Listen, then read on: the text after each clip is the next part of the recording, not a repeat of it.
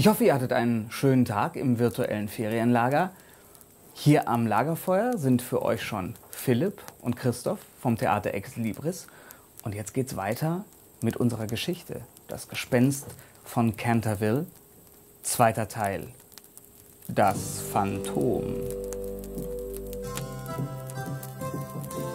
Als am Morgen nach der ersten Begegnung mit dem Gespenst die Familie Otis zum Frühstück zusammenkam, sprach man natürlich über die Ereignisse der vergangenen Nacht. Mr. Otis war etwas beleidigt, dass sein Geschenk, die Flasche Rising Oil Schmieröl, so missachtet worden war. Von einem englischen Gespenst, also da hatte ich mir eigentlich ein höflicheres Verhalten erwartet, aber, und bei diesen Worten fasste er die Zwillinge besonders scharf ins Auge, es war ebenso unhöflich, einem Gespenst, das schon so viele Jahre hier im Haus lebt, oder tot ist, mit einem Kissen zu bewerfen. Die Zwillinge brachen in lautes Gelächter aus. Andererseits, wenn das Gespenst nicht willens ist, etwas Rising Sun Öl zu benutzen, dann sehe ich wohl keine andere Möglichkeit, als ihm die Ketten wegzunehmen. Bei dem Lärm auf dem Korridor, da kann man ja unmöglich schlafen. Mrs. Otis pflichtete ihrem Mann bei, auch wenn sie in der vergangenen Nacht ganz hervorragend geschlafen hatte. Die neuen Schlossbewohner sahen und hörten in den nächsten Tagen nichts von dem Gespenst. Lediglich der Blutfleck auf dem Boden der Bibliothek, den Washington Otis jeden Abend wieder mit Pinkertons Fleckensalz entfernte, erschien in der Nacht immer wieder. Und das, obwohl Türen und Fenster der Bibliothek des Nachts immer fest verschlossen und verriegelt waren. Die wechselnde Farbe des Flecks rief bei Familie Otis die verschiedensten Vermutungen hervor. Denn zuweilen war der Fleck ganz mattrot, dann wieder leuchtend, mal tief purpur. Und als die Familie an einem Nachmittag zum Tee herunterkam, da fand sie den Fleck hell smaragdgrün vor. Diese wechselnden Farben amüsierten die Familie Otis natürlich sehr. Und jeden Abend, wenn Washington sich daran machte, den Fleck wieder zu entfernen, wurden Wetten darüber abgeschlossen, in welcher Farbe er in der Nacht wohl wieder erscheinen würde. Die einzige in der Familie Otis, die nicht auf diesen und keinen der anderen Scherze einging, war Virginia Otis, die aus irgendeinem unerklärlichen Grunde immer sehr betrübt beim Anblick des Blutflecks war und an dem Nachmittag, an dem er smaragdgrün leuchtete, sogar bitterlich zu weinen anfing. Für seinen zweiten Auftritt wählte das Gespenst einen Sonntagabend. Kurz nachdem auch die Erwachsenen zu Bett gegangen waren, wurden sie plötzlich durch ein furchtbares Getöse in der Eingangshalle aufgeschreckt. Die ganze Familie eilte auf den Korridor und die Treppe hinunter und sah, dass eine alte Rüstung von ihrem Ständer auf den Steinboden gefallen war, während das Gespenst von Canterville in einem Stuhl mit hoher Lehne saß und sich mit schmerzverzerrtem Gesicht sein linkes Knie rieb. Oh, verdammte Rüstung! Seit wann ist die so schwer? Jeder der Zwillinge hatte seinen Flitzebogen mitgebracht und beide schossen in genau diesem Moment einen Spielzeugpfeil auf das Gespenst ab. Und weil die Zwillinge das Zielen und Schießen mit großer Sorgfalt an ihrem neuen Hauslehrer geübt hatten, trafen beide Pfeile genau ins Schwarze, was in diesem Fall die Stirn des Gespenstes war. Hey! Huah! Der Geist fuhr mit einem wilden Wutgeheul in die Höhe und glitt dann wie Rauch mitten durch die Familie Otis hindurch, blies dabei noch die Kerze aus, die Washington in der Hand hielt, und ließ die Familie so in völliger Dunkelheit zurück. Während die Familie Otis wieder zu Bett ging, erholte sich das Gespenst in einem Besenschrank im ersten Stock und beschloss dann, sein berühmtestes diabolisches Gelächter einzusetzen.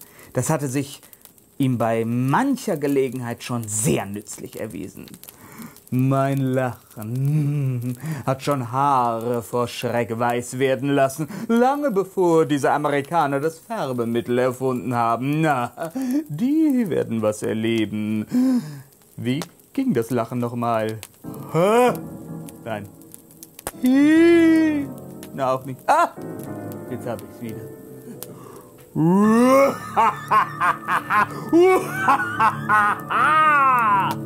Jetzt lachte das Gespenst sein fürchterlichstes Lachen. Der Laut drang über jeden Korridor des Schlosses und hallte in jedem Winkel wieder bis unter das gewölbte hohe Dach des uralten Gemäuers.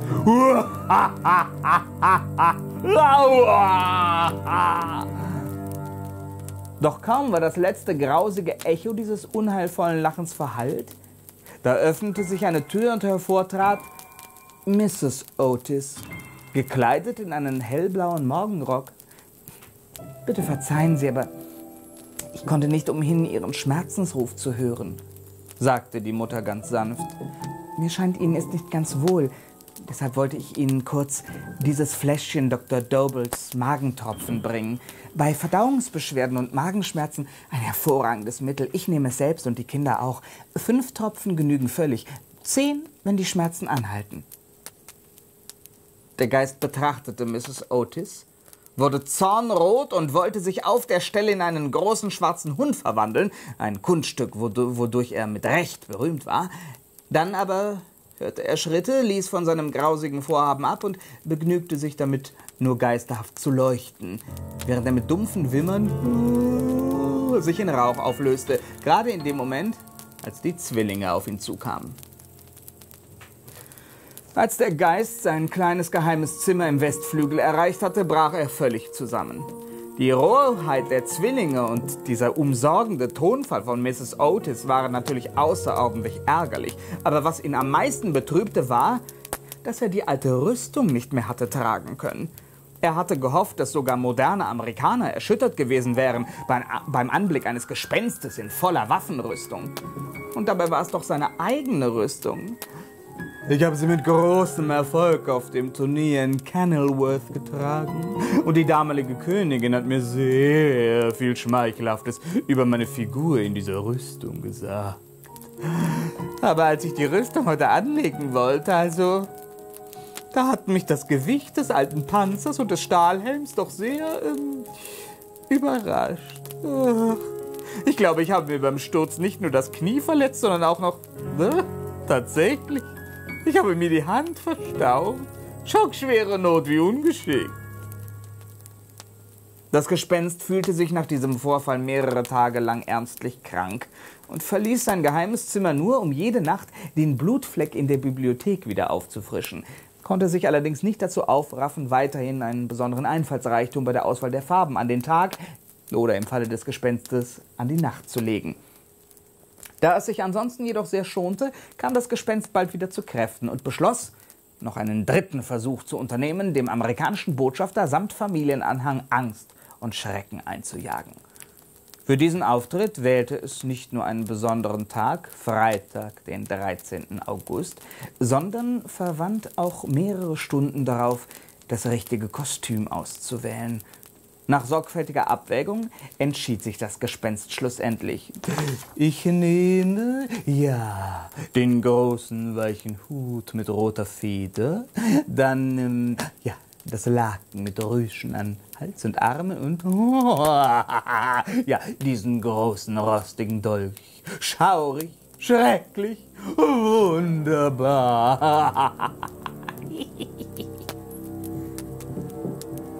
Am Abend kam von Osten her ein Sturm auf. Der Wind rüttelte gewaltig an allen Türen und Fenstern des Schlosses und Regen prasselte unablässig auf die Türme und Zinnen herab. Ein Wetter ganz nach meinem Geschmack. Ich werde mich ganz leise ins Zimmer des ältesten Jungen schleichen. Und dann werde ich ihm vom Fußende seines Bettes aus wirres Zeug entgegenbrabbeln und mich dann beim Klange leiser, geisterhafter Musik 3-mal mit dem Dolch durchlöchern. Ja, das wird dem Jungen eine Lehre sein, meine sorgfältig gepflegte Blutlache immer wieder mit dem vermaledeiten Fleckenentferner einfach wegzuwischen. Wenn der tollkühne Jüngling dann ausreichend bibbert vor Angst, dann werde ich hinüber ins Schlafzimmer seiner Eltern schweben und dort meine eiskalte Hand auf Mrs. Otis' Stirn legen, während ich ihrem zitternden Gatten gruselige Geschichten ins Ohr raunen werde. Und dann werde ich das Mädchen, was mache ich denn bei dem Mädchen? Sie ist bisher die einzige aus dieser grässlichen Familie, die mich noch nicht beleidigt hat. Eine sehr sanfte und, wie mir scheint, recht feinfühlige junge Person. Ein tiefes Ächzen aus ihrem Kleiderschrank sollte mehr als genug für sie sein. Diese Zwillinge allerdings, Diese Zwillinge, na denen werde ich eine ordentliche Lektion erteilen. In meiner Paraderolle als stummer Daniel, der grüne Leichnam, werde ich zwischen ihren Betten auftauchen und dann mit blanken Knochen und rollenden Augen im Zimmer vor ihnen auf und ab schreiten, bis sie sich ihre kleinen Kehlen vor Schrecken heiser gekreischt haben. Nur wo hab ich das grüne Leichentuch? Um 10:30 hatte das Gespenst sein Leichentuch gefunden und hörte, wie die Familie zu Bette ging. Eine ganze Zeit lang dröhnte noch das nervtötende Lachen der Zwillinge über die Korridore des Schlosses, die sich augenscheinlich noch gegenseitig Scherze erzählten, während sie in ihren Betten lagen, aber um 11:45 war plötzlich alles still. Als es Mitternacht schlug, machte sich das Gespenst auf den Weg. Die Balken des Hauses ächzten im Sturm wie verlorene Seelen. Aber die Familie Otis schlief, unbekümmert um das nahende Verhängnis. Und trotz des Regens und des Windes hörte man das regelmäßige Schnarchen von Mr. Hiram B. Otis. Der Geist schwebte leise aus der Wand hervor, ein böses Lächeln um den grausigen, faltigen Mund. Sogar der Mond versteckte sich hinter einer Wolke, als das Gespenst an dem hohen Fenster vorüberglitt, in dessen Scheibe das Wappen des Gespenstes und das seiner toten Frau in Gold und Hellblau eingelassen war. Leise schritt der Geist weiter, wie ein böser Schatten. Die Dunkelheit selbst schien sich vor ihm zu grausen, wie er so vorbei huschte. Einmal kam es ihm vor, als hörte er jemanden rufen. Der Geist stand still, aber es schien wohl nur das Bellen eines Hundes auf dem nahen Bauernhof gewesen zu sein. Und so ging er weiter den Gang entlang, während er fürchterliche Flüche aus dem 16. Jahrhundert vor sich hin murmelte und dann und wann zur Probe mit dem rostigen Dolch in der Luft umherstach. Nun hatte er die Ecke des Korridors erreicht, der zum Zimmer des unglücklichen Jungen führte. Einen Augenblick blieb er stehen. Der Wind blies ihm seine langen grauen Locken um den Kopf, spielte mit den unheimlichen Falten seines Leichentuchs. Dann schlug die Uhr 1/4. Macht euch bereit, ihr Amerikaner, für den Schrecken eures Lebens.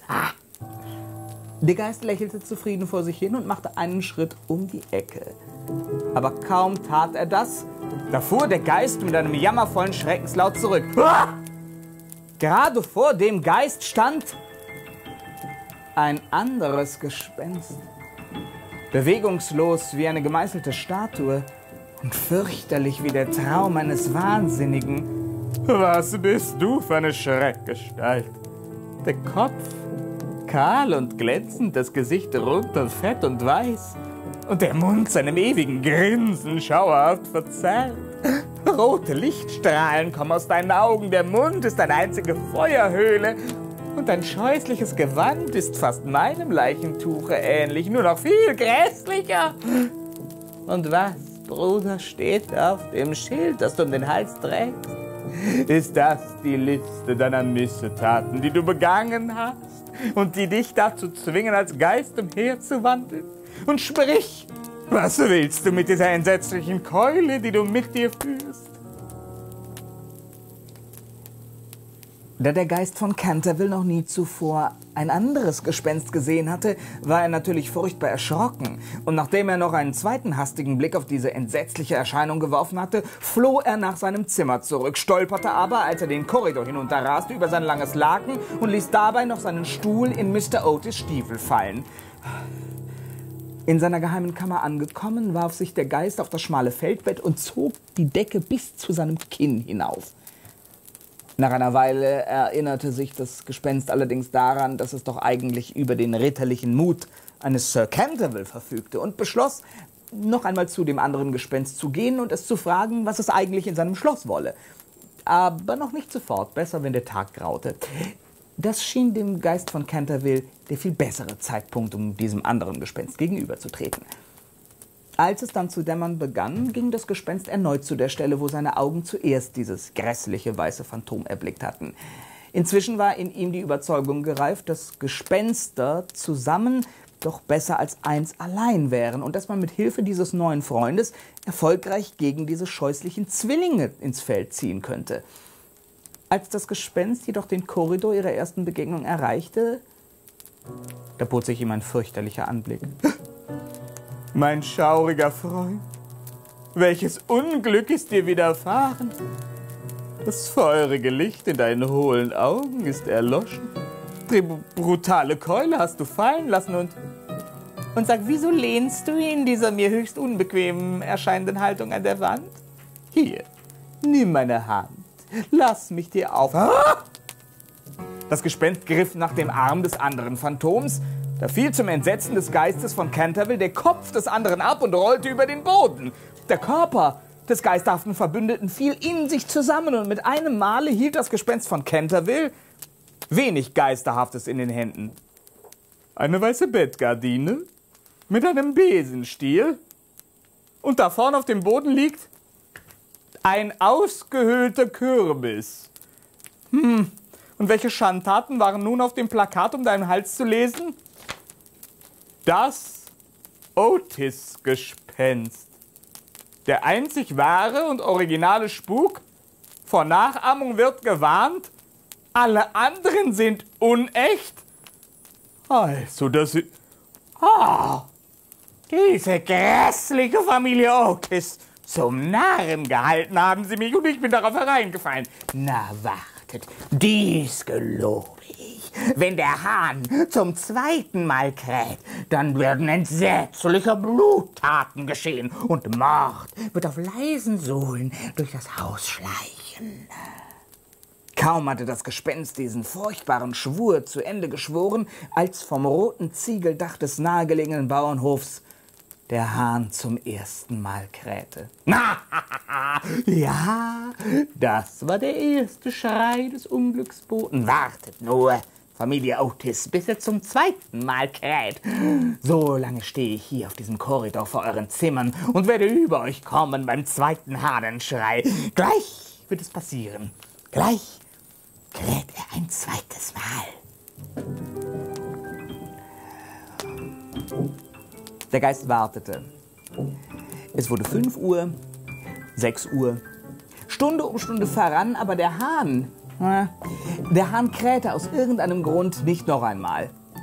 Als um 7:30 das Küchenmädchen auf ihrem morgendlichen Rundgang war, um die Kamine anzufeuern, gab das Gespenst seine Nachtwache mit einem erschöpften Schnaufen auf und zog sich zurück in seine geheime Kammer.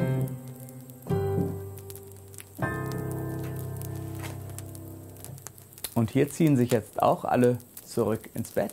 Wir sagen gute Nacht und bis morgen.